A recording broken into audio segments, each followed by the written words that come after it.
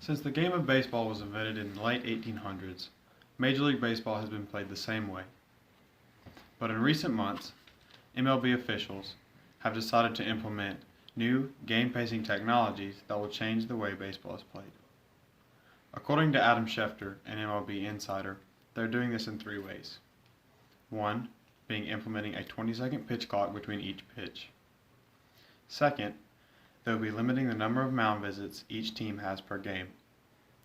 And third, they're implementing what's called a batter clock, which limits the amount of time each batter has to come from the dugout to the batter's box to 30 seconds. To give a little bit more of an explanation on these things, the 20-second pitch clock limits the amount of time the pitcher has to toe the rubber, go through his windup, deliver the pitch, and then all the things that come after the pitch. Many pitchers, such as Clayton Kershaw, between each pitch, grab the rosin bag, clean their cleats off, and adjust the dirt on the mound to help them perform to the ideal. Limiting the amount of time that each pitcher has to 20 seconds may seem like more than enough time, but to an MLB pitcher, on average, they take about 26 seconds to deliver each pitch. When you limit these pitchers to 20 seconds, you throw off their mental game and cause them to rush pitches. When pitchers rush, they tend to make bad pitches and bad decisions and ultimately cost their team the game. Limiting mound visits limits the amount of times a coach or catcher can visit the mound in a game. Blue Jays manager John Gibbons voices his opinions on mound visits by saying this: "Sometimes visiting a pitcher is an absolute necessity, whether it be to change signs, change the pitcher, or maybe it's this pitcher's first time in the big leagues. Limiting visits to 6 a game puts barriers on how effective the game can be played."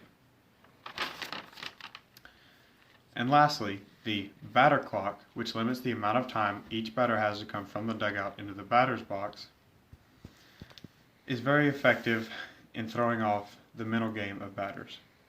For example, Cincinnati Reds first baseman Joey Votto, when he exits the dugout, he undoes his batting gloves, re-velcros them, puts pine tar on his bat, takes his helmet off, puts it back on, rubs dirt on his bat, puts one foot in the box, gets a sign from the coach, taps his bat on the plate, and then steps into the box.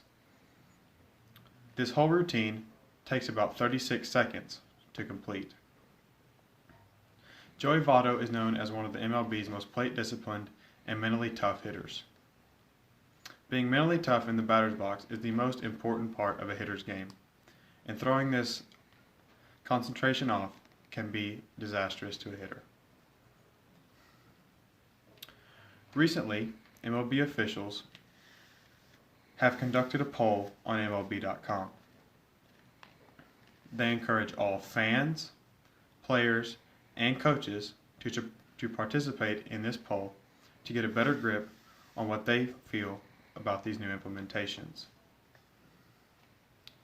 I encourage you to go on MLB.com's website and participate in this poll and voice your opinion on how the game should be played. We are trying to keep America's pastime great, just as it was back in the 1800s.